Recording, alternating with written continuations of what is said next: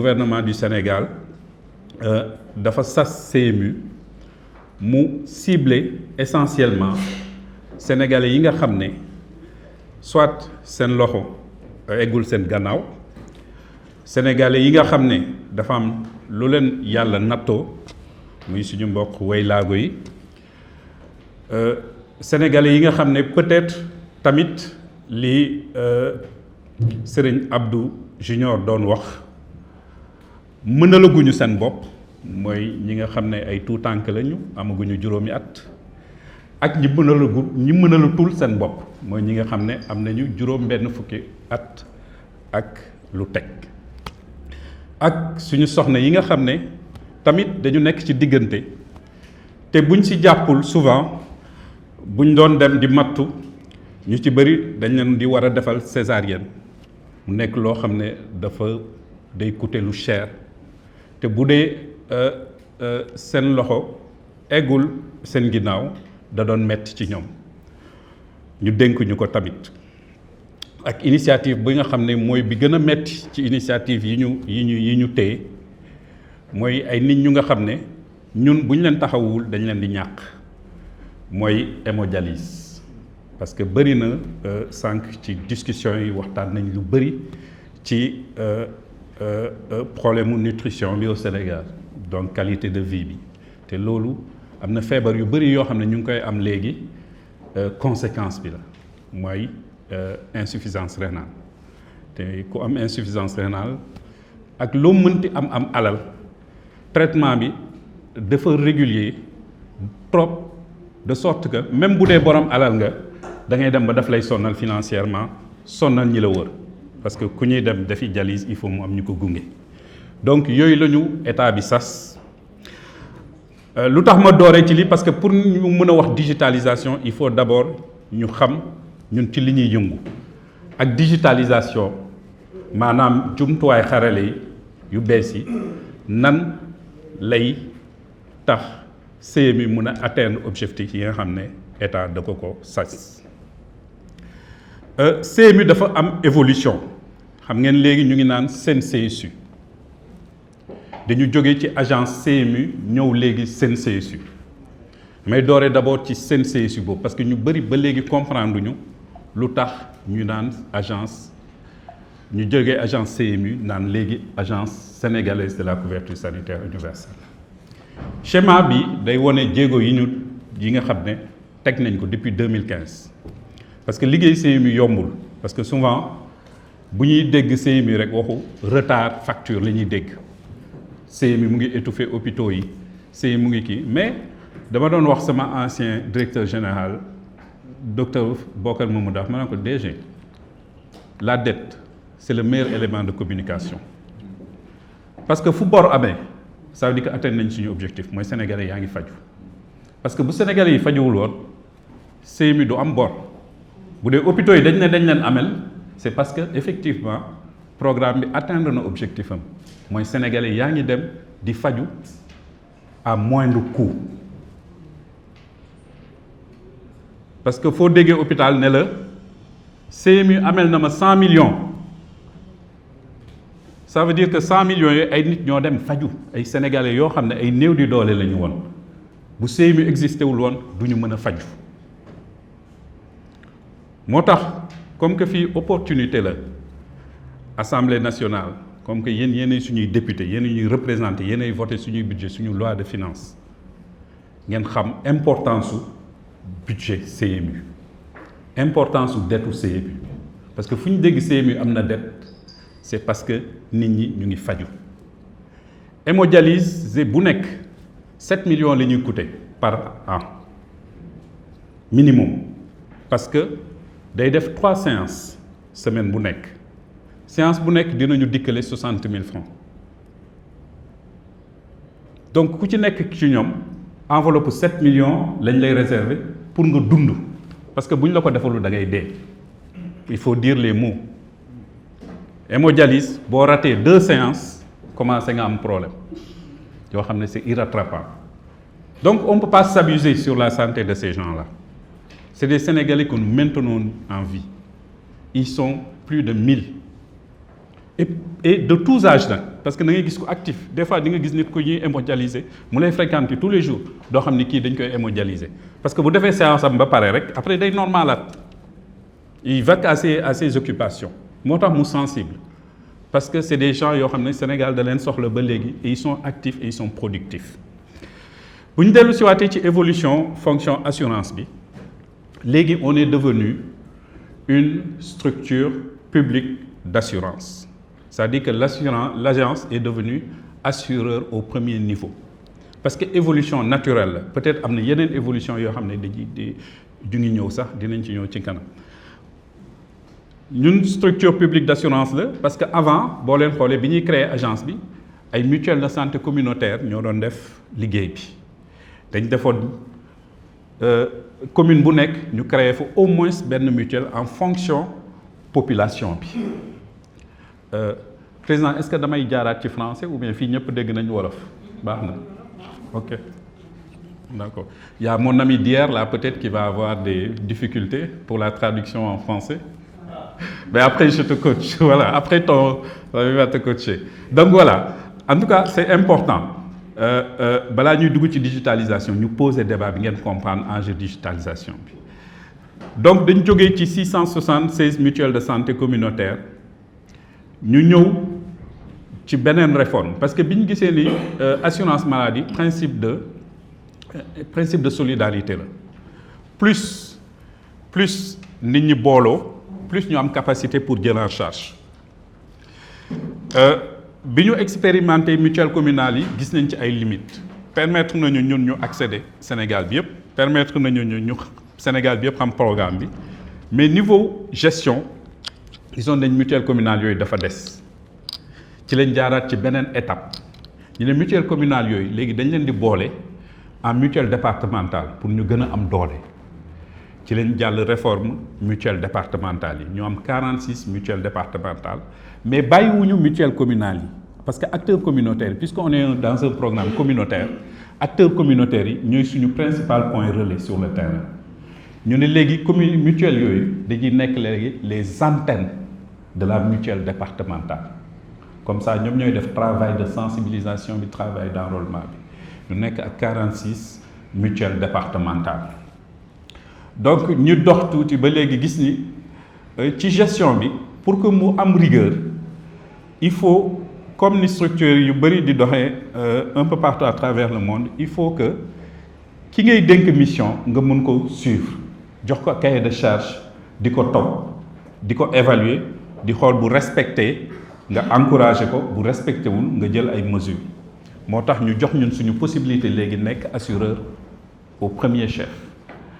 Pourquoi? Pour que bu dee mutuelles yi am na foo xam ne elles sont défaillantes parce que léegi on les appelle les OGD organismes de gestion délégués c'est-à-dire que fonction bi nga xam ne état joxaat na ko léegi agence léegi mën na ko délégué pour gisee ni wóolu na mutuelle bi ci département bi xam na ni mën na def liggéey bi ñu signer convention ak moom délégué ko mission boobu mais bu ñu gisee ni ci département bi mutuelle bi dafa défaillante comme que mission service public la on se supplée à la mutuelle looloo tax léegi on est devenu CSU parce que dans ce rôle de caisse maintenant dañu war a aussi comprendre benn chose nit ki baax na nga am assurance maladie mais balaa ngay am assurance maladie nga mën a faju donc il faut que aussi ñun ñu mën a agir ci offre de soins bi looloo tax ñu jógee léegi CMU nekk CSU parce que CSU c'est l'offre la demande et les déterminants donc munoo gérer maladie rek te agiroo ci déterminants yi te agiroo ci offre de soins bi parce que ñun dañoo am suñu rôle léegi bu ñu war a jouer pour que progressivement on va agréer aussi les structures de santé am cahier des charges ak ñoom am une certaine qualité de service boo xam ne dañ leen di ko laaj depuis démb nit ñaa ngi naan il faut des médecins loolu tamit bu ñuy signer ak structure de santé il faut ñu assurer ko que est-ce que métier yi suñu bénéficiaires yi soxla yépp est-ce que présent na ci structure de santé bi loolu mooy tax aussi dans le cadre de la carte sanitaire ñun dañuy améliorer ji offre bi donc impact boobu la ñu war a jouer déterminant yi aussi parce que nit ki buy faju y a plusieurs choses yu war a jël en compte éducation bi ci la bokk déterminant la ci système de santé tali déterminant la parce que bu tali baaxul mun na am impact ci sa santé bu tali baaxul mun na yéexal sa prise en charge ainsi de suite donc déterminant yi dañ bëri moo tax léegi agence dafay agir ci déterminant yi dafay agir aussi ci offre bi ba pare léegi dafa am fonction principale d'assureur am moom léegi donc ngeen comprendre léegi évolution bi loolu tax léegi on a tout ce dispositif à notre disposition on est une caisse on est une structure publique d'assurance autant pour moi on a 46 OGD avec qui on peut contractualiser on a 676 antennes de mutuelles sur qui on peut compter pour le travail sur le terrain parce qu'on est en train de recruter des agents de promotion yoo xam ne dañ leen di déployer waat sur le terrain on a aussi 157 bureaux CMU parce qu'on doit agir sur l'offre donc il faut qu'on soit présent au niveau des points de prestation santé parce que bi ñu defee suñuy enquête sur le système de santé on a constaté le premier mot du système de santé au Sénégal c'est l'accueil hôpital Sénégal accueil bi moo lay njëkk feebarloo mooy premier problème boo ñëwee accueil orientation loolu tax première mission bi ñu jox bureau CMU mooy léegi képp ku ñëw di faju si bu egsee nga dalal ko parce que dalal rek premier traitement la du ma médecin de mais médecin yi duñ ma bàyyi ma fekk niñ lay teertoo ci biir structure de santé dalal la déjà rek dina am lu mu faj ci yow avant médecin bi di ñëw di la jot mais boo ñëwee ci structure de santé tu es mal accueilli da ngay gën a stressé da ngay gën a feebar balaa ngay dem sax yow accueil bi rek déjà daf lay stressé ñun ñëpp dund nañ ko ci hôpitaux yi daf lay stressé balaa ngay dem hôpital yaa ngi fan encore da ngay dem ñu lay taxawloo ngay rang ngay lii kenn du la faale ngay wax médecin ñu naqari deret sax infirmières yi di la gëtën di la kii moo tax ñu ne premier problème ñun dans le cadre de la CSU bi ñu war a régler mooy régler définitivement le problème de l'accueil dans les structures de santé c'est pourquoi on a engagé le recrutement de 357 agents bureau CMU le recrutement est en cours on a commencé depuis l'année dernière on était en phase pilote on avait créé des bureaux CMU dans toutes les structures de santé de Dakar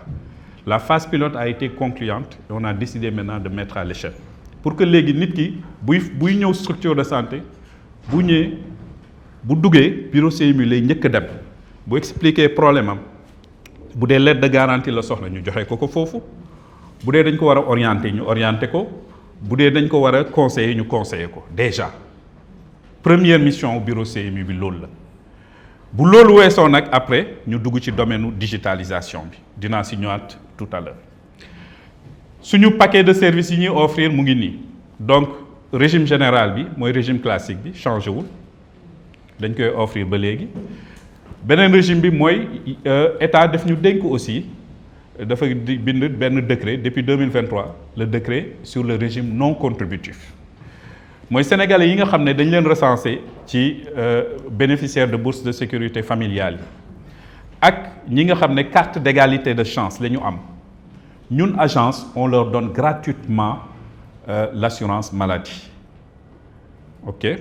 donc aujourd'hui pour les BSF ils sont à peu près 3 millions parce que BSF bi dañuy jël BSF bi ak le ménage donc il y a 350 000 BSF actuellement et plus leur ménage ils sont à peu près 3 millions ñoo xam ne on les prend en charge gratuitement honorable député boo leen defee calcul bi rek les 1700 les 3 millions de BSF qu'on prend en charge en raison de 7 000 francs l'année parce que 3 500 bi c'est le prix subventionné mais la cotisation normale c'est 7 000 francs donc on prend en charge 7 000 francs par BSF et on a négocié avec les structures de santé 2 000 francs de ticket modérateur donc ça nous revient à 9 000 francs par BSF par année donc si on prend le BSF et sa famille rien que ça nous fait 27 milliards c'est-à-dire que rien que la prise en charge des BSF c'est l'équivalent du budget qu'on nous alloue parce que notre budget actuellement est aux alentours de 35 milliards donc c'est pour vous dire et ça c'est important yéen ñi ngi voté loi de finances yi ngeen xam ko le premier souci de l'agence c'est le déficit de financement parce qu'on nous demande de faire des choses et on ne nous donne pas les moyens d'être à la hauteur de ce qu'on nous demande de faire parce que boo xoolee prise en charge BSF rek c'est presque l'équivalent du budget de l'agence. Subvention yi ñëwagul, prise en charge bénéficiaire tout à l'heure ñi ma doon wax césarienne ñëwagul, 0,5 ans ñëwagul, plan Sésame ñëwagul. Donc mag yi rek moom déjà les plans Sésame c'est des gens qui à 80% sont malades. Parce que, et puis c'est les maladies les plus compliquées, c'est les maladies chroniques à partir de 60 ans. Donc c'est des gens qui coûtent cher. Okay. Donc dinañ ci ñëwaat loolu tamit ci digitalisation bi ngeen comprendre enjeu yi aussi côté boobu. Donc moo tax aujourd'hui CMU souffre de sous-financement parce que il faut aussi qu'on prenne en charge ñii nga xam ne état daf ñu leen dégg mooy les 0,5 ans mooy yi ñu doon wax xale yi nga xam ne seen juddu ba ñuy am juróomi at parce que nañu gisoon ni mortalité infantile bi dafa bëri woon au Sénégal mortalité maternelle yi aussi dafa bëri woon au Sénégal moo tax état jël en charge initiative yi pour rendre gratuit la césarienne et rendre gratuit aussi en fait la prise en charge des 0,5 ans l'hémodialyse ak plan Sésame mu nekk des lignes qui sont aujourd'hui très consommatrices. Maintenant pour mën a gérer lii yëpp suñu amul un bon système d'information suñu amul une bonne digitalisation c'est très compliqué looloo tax agence mettre l'accent sur la digitalisation depuis sa création digitalisation mooy suñu clé de voûte te suñu digitalisation bi dañ ko articuler autour d'un système d'information bu tuddoon Sigi CMU maintenant ñu ngi tendre vers la CSU digitale parce que suñu DG dafa bëgg nu ñu digitaliser lépp dem ba paperless sax la ñuy def au sein de l'agence parce que même facture yi bëggatuñu mu ñëw ci agence yi dinaa si ñëwaat léegi donc 3 aujourd'hui systèmes principalement la ñu nekk di déployer sur le terrain bu njëkk bi mooy sunu CSU mooy plateforme boo xam ne dañ koy jagleel Sénégalais yépp ak diaspora bi ak donateurs yi dinaa ci ñëwaat beneen bi ñu ngi ko tuddee GESTAM mooy système de gestion de l'assurance maladie donc suñu OGD yi par exemple moom lañ leen di jox donc moom mooy permettre aussi ñu gérer assurance maladie ci prestataires yi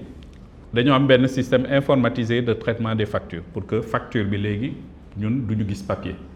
donc bu ñëwee ci structure de santé bi bu structure de santé bi defee facture bi dañ koy jël directement donc approche bi ñu am ñun c'est une approche centrée bénéficiaire c'est-à-dire que dañ bëgg focus bi essentiellement ñu teg ko ci kii nga xam ne moo war a dem faju ji Sénégalais bi war a dem faju ji que mu nekk diaspora que mu nekk fii looloo tax sunu CSU mooy plateforme boo xam ne ñu ngi waajal di ko lancer dañ ko defaraat parce que sunu CMU la tuddoon léegi defaraat nañ ko intégré waat éléments yu bees éléments yi ñu intégré day permettre léegi wax naa leen tout à l'heure que dañuy am ay agents bureau CMU yu ñuy yóbbu sur le terrain dañuy am aussi ce qu'on appelle les agents de promotion il y a 287 agents de promotion qu'on est en train de recruter yoo xam ne dañ leen di jox ay tablettes ak ay TPE ñuy doxantu ci terrain yi pour mën a léegi def enrôlement nit ñi en temps réel parce que ku nekk ci ñoom dinañ mën a dem ci kër yi dinañ mën a dem ci biir gox-goxaan yi pour mën a dugal nit ñi ci programme donc système bi day fonctionner bu amee internet day fonctionner tamit bu internet amul c'est-à-dire même bu internet amul moom mun na dugg ci àll bi enrôler ñi muy enrôler yëpp bu génnaatee guddi peut-être mu dem zone boo xam ne dina fa am internet mu def synchronisation bi information bi ñëw ci suñu système diaspora bi aussi ku nekk fi nga toog parce que xam nañ diaspora rôle bi buy jouer ci financement économie sénégalaise am na famille yu bëri yoo xam ne ay sénégalais de la diaspora ñoo leen yor bu ñu feebaree ñooy jël seen dépense yi looloo tax plateforme bi aussi day permettre sénégalais bi nekk ci diaspora léegi plutôt que nit ñi di ko sonnal ci jënd dama am ordonnance ou dama am kii à partir de plateforme bi mun na la souscrire nga am sa assurance maladie nga mën a automatiquement am dem faju donc yooyu yëpp dafa possible ci plateforme bi et plateforme bi aussi day permettre maintenant sénégalais yi aussi ñu mën a contribuer au financement parce que l'agence a décidé aussi de se positionner sur le fundraising donc moo tax dañu mettre en place des conseillers spéciaux yoo xam ne ils sont dédiés au fundraising parce que on se dit que état il faut aussi mu am ay financement innovant mënuñu toog rek di xaar lépp ci état il faut que Sénégalais yi aussi conscient que programme bi seen programme la que ñoom tamit dañu war a participer ci financement bi et pour ñu participer ci financement bi parce que nit tamit booy dugal sa xaalis il faut nga am benn outil de contrôle bu lay permettre nga xam ne dugal naa tey 1000 francs ci CMU 1000 francs boobu CMU jël na ko faj na benn xale bu demoon poste de santé de Malicounda parce que possibilité boobu aussi la sunu CSU di jox boo ubbee compte sunu CSU mën nga am profil donateur ce profil donateur boobu mën nga weer bu dee nga ne ah man de par exemple yéene naa 5000 francs CMU damay may CMU 5000 francs bon 5000 francs à l'échelle d'une personne mën nañ ko négliger mën nga ne dafa tuuti mais bu dee nit ki chaque weer day saraxe mën naa wax sax saraxa CMU 5000 francs at mi 60 000 lay nekk at mi benn nit dina am dina nekk 60 000 imaginez ñu dem ba am 1 million de Sénégalais yoo xam ne ils sont engagés pour contribuer au financement de ce programme parce que ci nomenclature budgétaire bi ngeen ñu jox on peut aussi il y a les fonds qui viennent de l'État il y a les fonds qui viennent des PTF mais il y a aussi les dons et legs que l'agence peut aller collecter et la digitalisation aujourd'hui permet de faire le crowdfunding, le financement participatif.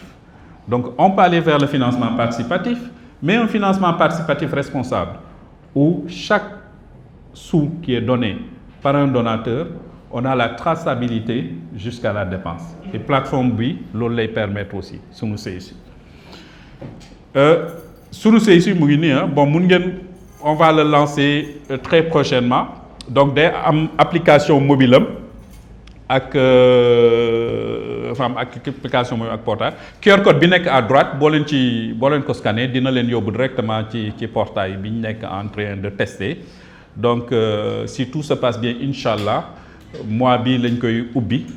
ñu def lancement bi incha allah au mois de juin loolu daal su si yàlla àndee donc ñu ngi koy tester parce que xam nga tamit système bu beesee foog nga def test yëpp. Test de montée en charge xool nu muy réagir xool ndax amul ay bug xool est-ce que lépp a ngi normal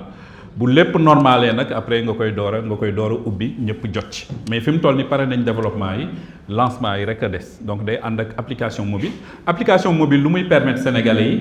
day tax léegi comme on dit approche centrée utilisateur ça veut dire léegi CMU mooy ñëw ci utilisateur bi CMU te aujourd'hui téléphone ñëpp gis nañ ne premier compagnon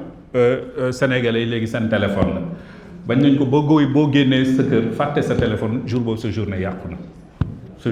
na moo tax téléphone léegi moo lay gunge fépp donc moo tax tamit sa santé dafa war a nekk ci sa téléphone aussi sa assurance maladie dafa war a nekk sa téléphone aussi te plateforme yi ñun tamit dañ nekk agrégateur de moyens de paiement parce que dañu intégrer déjà tous les moyens de paiement yi existaient sur le marché donc mun nga fay ak Wave mun nga fay ak Orange Money mun nga fay ak Yas diaspora bi aussi mun nañ def Send Wave mun nañ utiliser aussi Visa ou Mastercard donc yooyu yëpp intégré nañ ko loolu yëpp tamit boo leen di def ay dons mun ngeen ko utiliser aussi pour def don application mobile bi aussi day permettre léegi dañuy dématérialiser lettre de garantie ak bon de commande yi léegi boo soxlaa lettre de garantie bon de commande soxlatul ngay déplacer sa téléphone nga koy demander directement te tamit sénégalais bu nekk dañ lay jox aussi QR code donc QR code bi day permettre après dañ koy imprimer ci sa carte d'assuré parce que mooy aujourd'hui prochaine étape c'est-à-dire que aujourd'hui processus bi dinañ dem ba yow du soxlati sax ngay déplacer wu pour dem ci structure d'assurance maladie pour assurer wu donc comme ni ñu koy defee léegi ni ko assureur auto yi di defee léegi sa téléphone mobile mooy sa assureur donc boo soxlaa assurance maladie sa application sunu CSU ngay lancer rek jël sa sa Wave mu débité sa Wave 3500 renouveler nga sa cotisation ñun dañuy am information bi directement non seulement dañuy am information bi directement mais à côté de ça dañ nekk di mettre en place ce qu'on appelle un centre de personnalisation de carte ok donc centre de personnalisation de carte boobu boo defee sa souscription automatiquement ñun système bi day imprimer sa carte d'assuré donc après yaay wax yow ci ban point nga bëgg ñu yónnee la sa carte nga dem jëli ko donc carte bi day ànd ak aussi QR code donc loolu incha allah boo leen ñëwaatee CMU dinañ leen présenter suñu centre de personnalisation de carte bi nga xam ne dañ ko dimensionné pour que mu mën a dem sax ba produire carte pour sénégalais yépp parce que ñu ngi aussi di réfléchir donc docteur Dia wax na leen ko démb ak le système de santé ak waa CSDOS on est en train de travailler pour avoir déjà un identifiant unique pour la protection sociale et maintenant l'associer au numéro unique au niveau donc de la santé pour que sénégalais am ci dinaa ci ñëwaat tout à l'heure ci entrepôt bi donc système bi bu ñëwee gis ngeen à partir de sunu CSU mën nga directement nga souscrire automatiquement ñun ñu lancer la sa production de carte indil la sa carte sa kër sans nga déplacer wu bu sa moment faju jotee sa téléphone ngay jël sa lettre de garantie ou bien nga kii te si sa téléphone aussi da ngay embarquer sa dossier famille aussi donc leneen li ma waxoon mu am solo aussi mooy bureau CMU donc bureau CMU donc benn arrêté interministériel parce que li ñuy def yëpp ñun dañuy lëkkaloo ak waa ministère de la santé parce que on doit aller on est amené à marcher ensemble donc ñun doomu ministère de la santé lañu waaw c'est pour des raisons fonctionnelles lañ ñu génnee ministère de la santé parce que nee nañu kiy faj ak kiy fay dañu war a wute looloo tax ñu génne ñu mais on est ensemble c'est juste pour ce principe de séparation des fonctions du prestataire et du payeur looloo tax ñu génnee ñu donc mais sinon ñun on se considère comme toujours dans le système de santé parce que mënoo teg système de santé te boole woo ci assurance maladie looloo tax bureau CMU yi mooy le lien aujourd'hui entre l'offre et la demande donc chaque structure de santé au Sénégal dañ fay mettre en place un bureau CMU parce que bureau CMU bi aussi day accélérer digitalisation bi parce que day tax boo ñëwee boo soxlaa même boo fàttee sa carte parce que mun nga génn fàtte sa carte war a dem faju mun nga dugg ci structure de santé bi la gën a jege boo ñëwee agent bureau CMU bi day rechercher dina gis sa tour sa sant mu éditer la sa bon de commande nga dem faju ci moom mooy def contrôle bi mais tamit rôle yi ma waxoon avant mooy rôle d'accueil bi rôle d'orientation bi dalal la jox la ndox nga naan sa xel dal balaa ngay dem faju ji rôle boobu mooy rôle bi gën a important accueil orientation après nag informatisation bi door a dugg ok donc bu demee mooy li ñu wax ni ci arrêté bi ministère daf ñu sas parce que bi ñuy kii ak ministère santé dañu négocier benn arrêté interministériel parce que ñun dañ leen ne suñu digitaliser wul système bi du dem parce que li ngeen ñuy laaj dafa ëpp te ñun amuñu benn possibilité contrôler est-ce que li ngeen ñuy facturer la nit ñi faju à un moment donné pour que système bi transparent il faut mu am digitalisation donc ñu teg ñu ay charte léegi charte yooyu ñun ci charte yooyu mooy bureau CMU bi ci charte yooyu mooy agence moo war a équiper structure de santé yi agence moo war a former structure de santé yi agence moo war a assurer interopérabilité bi ak système yi mu fa fekk mooy bu ñu ñëwee ci benn hôpital ñu fekk hôpital bi am na système de facturation ba pare ñun aajuwul ñu fay installer suñu système de facturation interopérabilité rek la ñuy def donc interopérabilité boobu testé nañ ko mu réussir parce que dañ def daaw pilote intégral ci région de Sédhiou ci région de Sédhiou dañu déployer système bi complètement parce que dañ ne woon système bi boo koy testé Dakar mun na dox nga yóbbu ko ci àll bi mu am problème donc nañ dem yóbbu ko zone bu gën a compliqué ñu yóbbu ko zone boo xam ne ñun bi ñuy dem di def supervision dañ ma doon ne directeur fii y a quelques mois oto ñamewu fi woon jaar parce que à 30 mètres base rebelle la woon donc ngay gis structure de santé te loolu tamit daf ñuy permettre ñu rafetal liggéeyu structure de santé yi parce que poste de santé yi sama raq bi nekk ci ginnaaw fële Cheikh Oumar dañ doon dugg ci ay kii yoo xam ne amul sax yoon pour dem fa foo xam ne pour ñu accéder sa fa wax problème mais foo dem di nga fa fekk benn infirmier chef de poste boo xam ne mu ngi lay xaar di def liggéeyam des fois dañ doon dem di superviser ba ay 20 heures 21 heures ay zones yoo xam ne amul courant mais dañuy ñëw fekk leen fa ñu toog di ñu xaar donc amul courant boobu dinaa ci ñëwaat tuuti ci déploiement système bi beneen point bi gën a important bi ñu nekk di liggéey actuellement mooy EDIR-AMU muy entrepôt de données interrégime de l'assurance maladie universelle EDIR-AMU état du Sénégal dafa constater que aujourd'hui système assurance maladie dafa fragmenté xam nga ñu ngi wax depuis démb interopérabilité man mii actuellement je suis partagé entre 2 ateliers parce que démarré nañ démb New Deal technologie bi le premier chantier phare du New Deal technologique c'est l'interopérabilité donc ñu ngi ci démb ak tey bu ma paree fii sax damay delluwaat parce que dañuy démarrer chantier juridique parce que gouvernement ci diagnostic bi mu def dafa constater ni Sénégal ministères yi dañu bëri système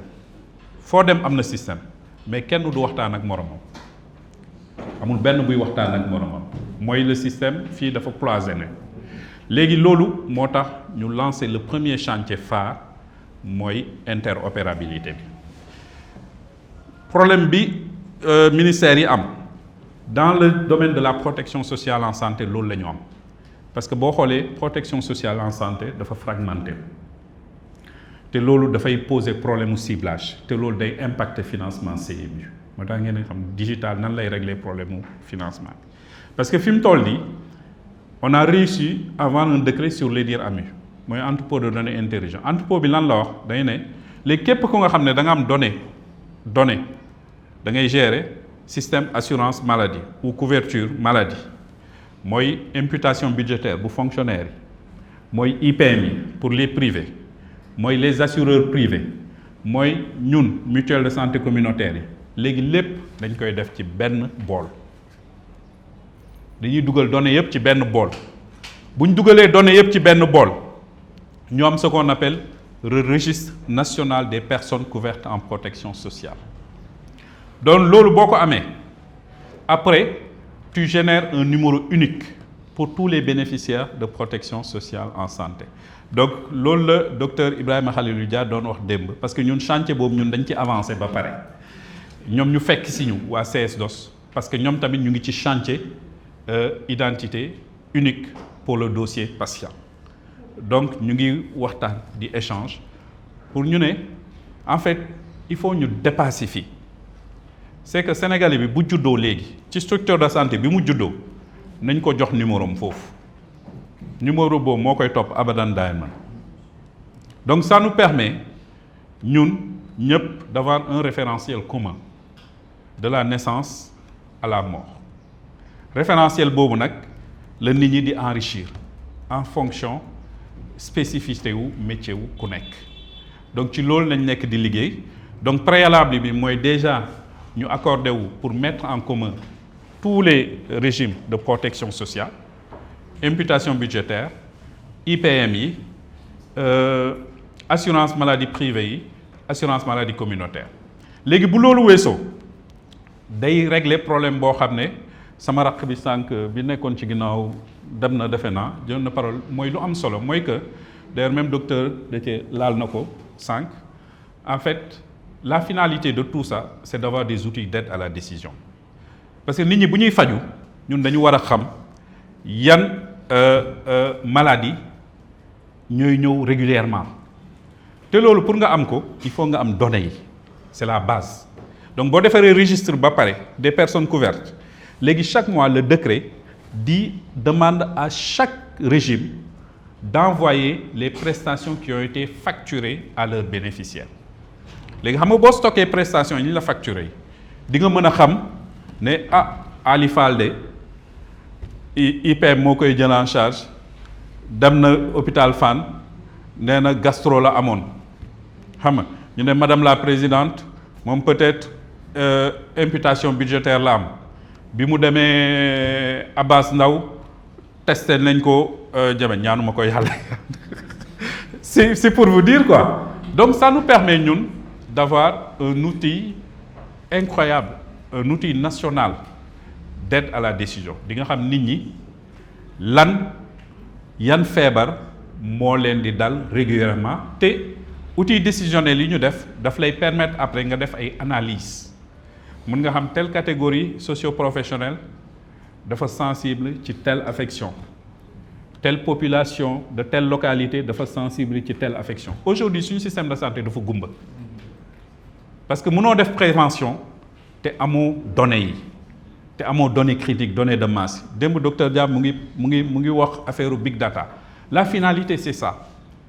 c'est la somme des données yi ngay am ak comportement utilisateurs yi léegi nga waxloo machine bi te ñun foofu la intelligence artificielle bi di amee solo ci ñun parce que après dinañ mën a xam am ay données prédictives parce que mën nañ xam